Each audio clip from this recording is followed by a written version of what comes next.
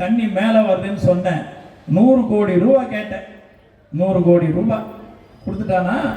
நேரு அப்பவே கொடுத்துட்றான்ட்டான், சேங்ஷன் பண்ணிடுறான்ட்டான். உன் அமைச்சர் இது வரைக்கும் செய்தானா? பூச்சலூருக்கும் திடீர்மலைக்கும் பாதாள சாக்கடை வேணும்னு கேட்டேன். அன்னைக்கு தான் பேசுங்க. இது வரைக்கும் செய்தானா? 3 வருஷம் ஆச்சு. டேய், நாங்கள் 2011 வந்துதான் அம்மா கிட்ட தபால் கொடுத்தோம். பம்மல் அனகாப்தூருக்கு பாதாள சாக்கடை வேணும், பல்லாவரம் அனகாப்தூர் பம்மலுக்கு குடிநீர் வேணும், கொடுத்தோம், செய்தாங்க. 2016க்குள்ள செய்து முடிச்சிட்டோம், தண்ணியும் கொடுத்தோம். பாதாள சாக்கடை 132 கோடி பம்மலுக்கு 2013 தீர்மானத்தை போட்டு அனுப்பிச்சு 2020க்குள்ள 132 கோடி பம்மலுக்கு, 78 கோடி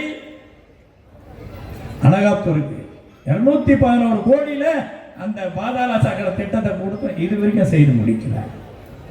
ஒரு சின்ன மாநில நகரம், 6 கிலோமீட்டர் கொண்ட அனகாப்தூர், 12 கிலோமீட்டர் கொண்ட பம்மல், இதுக்கே நீ இன்னும் செய்து முடிக்கல. என்ன எம்எல்ஏ? அப்ப என்ன கிழிக்கிறதுக்கு நீ எம்எல்ஏ? அதுக்குதான் நாய் கதையை சொன்னேன், தப்பா எடுத்துக்க கூடாது. நீங்க நாய்க்கு ஒரு வேலையும் கிடையாது, ஓடும் ஓடாரா நிற்கும், தங்க நாக்க தொங்க போட்டுன்னு சுத்தம். அதுக்கப்புறம் ஒருத்தர் இருக்காரு, இந்த மாவட்ட அமைச்சர் அன்பரசன் பேரு அவனுக்கு. அவன் ஒரு அமைச்சர். நீ காலையில பத்திரிகையில கொடுத்து சொல்லியிருக்கான், சிறு குறு தொழில் அமைச்சர். அவன் சொல்றான் 33,000 பேர் பயன்பெற்றுட்டாங்களாம் இந்த அவனுடைய டிபார்ட்மெண்ட்ல, அவனுடைய இலாக்காவில் 33,000 பேருக்கு தொழில் தொடங்க அவன் பணம் கொடுத்துருக்கான், உதவி செய்திருக்கான். உண்மையா? பல்லாவரத்தில் எத்தனை பேருக்கு கொடுத்தான்னு சொல்றா? டேய், உன்னை ஏதாவது சொன்னா கூட ஏதாவது வருத்தப்படுவாங்க. நீ சொல்லு, பல்லாவரத்தில் எத்தனை பேருக்கு சிறு தொழில் தொடங்க இவ்வளவு பணம் கொடுத்தேன்னு சொல்லு, எத்தனை பேருக்கு கொடுத்தேன்னு சொல்லு. 33,000. வெறும் விளம்பரம், விளம்பரத்தை தவிர வேற எதுவும் கிடையாது. இன்னொருத்தருக்க அவனுக்கு முதலமைச்சர், அவன் போனா இங்கிருந்து இவனுங்களால தான் போர்ட் கம்பெனியை ஓடிச்சு, நோக்கியா கம்பெனி இங்கிருந்து ஓடிடுச்சு. இப்போ போய் திரும்ப நோக்கியாவையும் போர்ட் கம்பெனியும் கூட்டிட்டு வரான். நான் கூட போக போறேன் அடுத்த வாரம், தப்பா எடுத்துக்காதீங்க.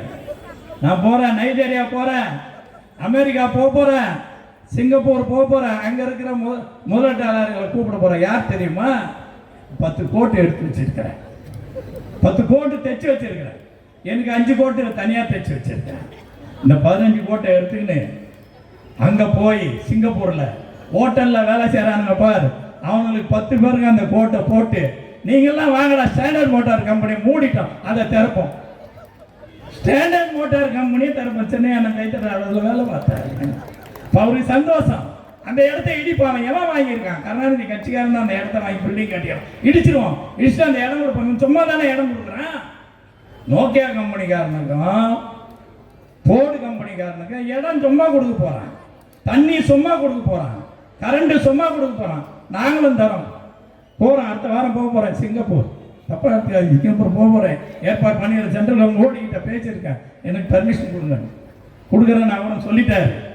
நான் போக போறேன் சிங்கப்பூர், அரபு நாடு பூரா போக போறேன், நைஜீரியாவும் போக போறேன்.